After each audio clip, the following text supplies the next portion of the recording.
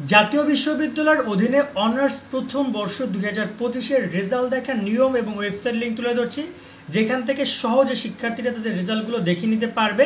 এবং যারা board challenge করতে চাও, যারা SMS এর মাধ্যমে রেজাল্ট দেখতে চাও, সব বিষয়গুলো একটা ভিডিওতে পাচ্ছ।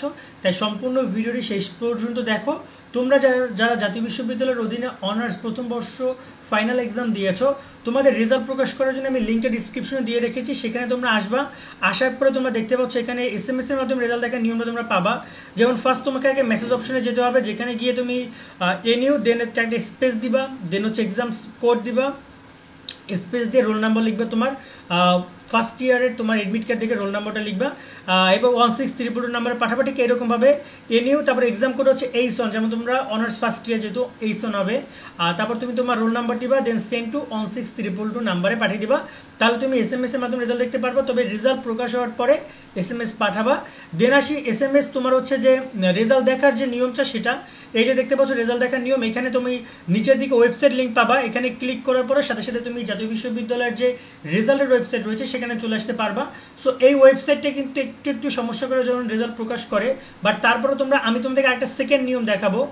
সেটা হচ্ছে তোমরা এই যে দেখতে পাচ্ছ এখানে অনার্স অপশনে ক্লিক করবা। এখানে আসার পরে অনার্স অপশনে ক্লিক করবা, দেখতে পাচ্ছ ফার্স্ট ইয়ার, এখানে ক্লিক করবা। এই যে ফার্স্ট ইয়ারে ক্লিক করার পরে এখানে তুমি ইন্ডিভিজুয়াল রেজাল্ট এটা যেন থাকে সেটা খেয়াল করবা। দেন তুমি এখানে অনার্স ক্লিক যেন থাকে এভাবে একটু দেখে নিবা। তুমি তোমার রোল নাম্বারটা এখানে টাইপ করে লিখে দিবা, তোমার রেজিস্ট্রেশন নাম্বারটা এখানে সুন্দর করে টাইপ করে লিখে দিবা। এক্সাম ইয়ার যেটা রয়েছে সেটা তুমি এখানে সুন্দর করে সিলেক্ট করবা। দেন তোমার এখানে একটা সংখ্যা আসবে, সেটা তুমি দেখে রেখে এখানে লিখে দিবা। তবে যদি কোনো কারণে সংখ্যা তুমি না বোঝো, তাহলে হেয়ার অপশনে ক্লিক করে দেন তুমি এটা চেঞ্জ করতে পারবা। ঠিক আছে, যতক্ষণ না বুঝবা ততক্ষণ অনেক সময় এটা বোঝা যায় না মোবাইলে। দেন এভাবে তুমি সার্চ রেজাল্ট অপশনে ক্লিক করলে এভাবে নতুন ট্যাবে তুমি তোমার রেজাল্টটা দেখতে পারবা। তো আমি আপাতত সব তথ্যই তো বলতেছি, যার কারণে আমি রেজাল্ট দেখতে পারছি না, বাট এভাবে তোমার রেজাল্টটা দেখে নিতে পারবা। সেখানে একটা নিয়ম নিয়ে আমি যদি কথা বলি, তোমরা দেখতে পাচ্ছ খাতা চ্যালেঞ্জ সম্পর্কিত পরামর্শ বিস্তারিত জানতে এখানে ক্লিক করুন। এখানে ক্লিক করার পরে আমাদের এই যে অল রেজাল্ট ভিডিও ওয়েবসাইটে চলে আসবে। এখানে দেখতে পাচ্ছ দুইটা লিঙ্ক পাবা, একটা হচ্ছে ওয়েবসাইট লিঙ্ক, একটা হচ্ছে সরাসরি ওয়েবসাইট। এই যে দেখতে পাচ্ছ লিঙ্কটা, এই যে CP/PSP যে অ্যাড্রেসটা রয়েছে, এই লিঙ্কটা তখন ওপেন করে দিবে যখন তোমাদের রেজাল্টটা প্রকাশ করবে। এখানে শুধুমাত্র এখানে আমরা যখন রেজাল্ট আর্কাইভ অপশনে যাচ্ছি, সেখানে কিন্তু আমরা ডিগ্রি, অনার্স, মাস্টার্স সব কিছু দেখতে পাই। কিন্তু যখন তোমরা এই লিঙ্কটাতে ক্লিক করবা, তখন শুধুমাত্র এই রেজাল্টটাই তোমরা দেখতে পারবা।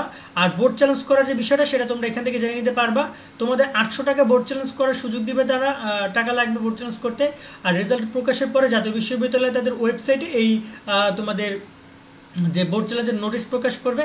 সো তোমরা এখান থেকে রেজাল্টটা দেখে নিতে পারবে। আমি তোমাদেরকে লিঙ্কটা দিয়ে রাখলাম ডিসক্রিপশনে, সেখানে এসে তোমরা নিচের দিকে আসলে শুধুমাত্র এই যে বিস্তারিত অপশনে ক্লিক করলে তোমরা সেকেন্ড ওয়েবসাইটটা পেয়ে যাবা এবং তোমরা সেখান থেকে তোমাদের রেজাল্টটা দেখে নিতে পারবা। এই হচ্ছে দুইটা লিঙ্ক এবং হচ্ছে SMS এর মাধ্যমে রেজাল্ট দেখা নিয়ম এবং বোর্ড চ্যালেঞ্জের বিষয়গুলো। বোর্ড চ্যালেঞ্জ করলে রেজাল্ট পরিবর্তন হবে কিনা এই টপিক নিয়ে আমরা অনেক আগেও কথা বলেছি, তাহলে সেগুলো দেখতে পারো। সকলে অনেক অনেক ভালো থাকবা। আল্লাহ হাফেজ।